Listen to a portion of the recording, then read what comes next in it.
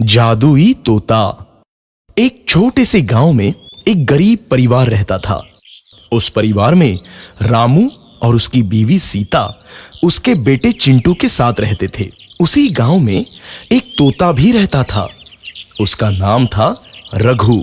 वो किस्मत का धनी था। जहां भी जाता वहां किसी भी चीज की कमी नहीं पड़ती थी। एक दिन रघु उड़ते उड़ते उस गरीब परिवार के घर गया। रघु सोचता है, अरे वाह, लगता है यहाँ आज बहुत अच्छा खाना मिलेगा। मैं पेट भर के खाऊंगा। वो एक कटोरी में रखे अमरूद देखता है। अरे वाह, अमरूद मुझे तो ये बहुत पसंद है।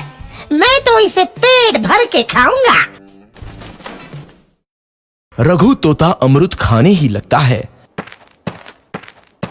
तभी सीता रघु को अमरूद खाते देखती है तो गुस्सा हो जाती है और उसे वहां से भगा देती है। भाग यहाँ से, न जाने कहां से आ जाते हैं। मैं तो परेशान हो गई हूं इनसे। सीता के भगाने के बाद रघु चुपचाप से एक कोने में रहता है। धीरे धीरे उस परिवार की बरकत होने लगती है।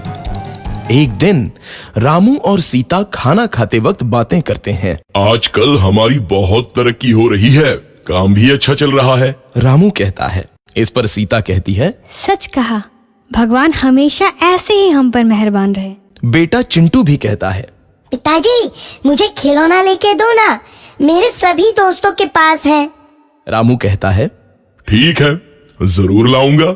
सीता कहती है, कितने खुश है सब, मेरे परिवार को किसी की नजर ना लगे। एक तरफ ऐसी बातें होती हैं तो दूसरी तरफ रसोई में रघु तोता भी अमरूद खाते रहता है।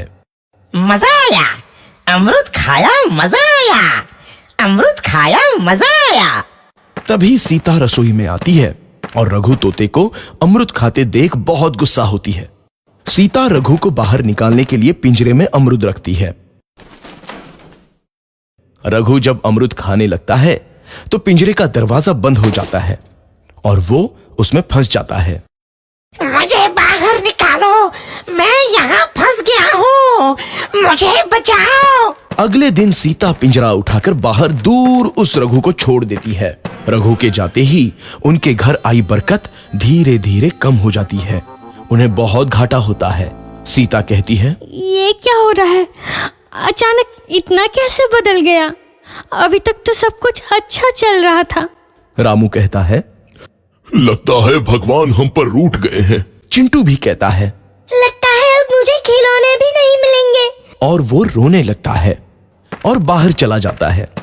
कुछ दिन बाद रघु तोता फिर से उस घर में आता है। वापस आया, मैं वापस आया, अब मैं जमकर अमरूद खाऊंगा। रघु सीधा रसोई घर में चला जाता है और अमरूद खाने लगता है।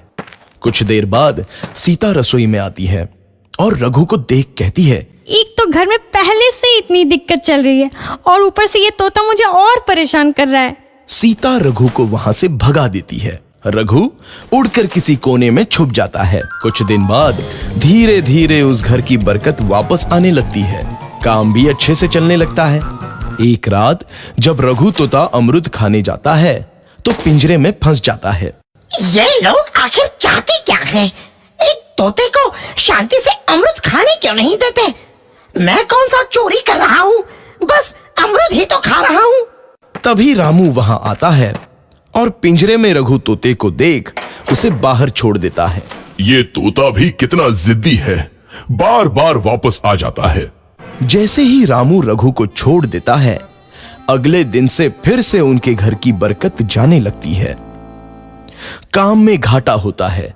किसी को समझ नहीं आ रहा था कि ऐसा क्यों हो रहा है। रघु तोता घर आता है तो अचानक बरकत आती है और जब रघु तोता को बाहर निकालते हैं तो बरकत चली जाती है। एक दिन सीता रघु तोते के घर आने और बाहर जाने की स्थिति पर नजर रखती है। ये तोता जब भी घर आता है तो घर में बरकत आती है और जैसे ही ये घर से बाहर जाता है तो उसी के साथ बरकत भी चली जाती है। कहीं ये जादुई तोता तो नहीं है? अगली बार जब ये तोता घर आएगा तो मैं इसे कहीं नहीं जाने दूंगी।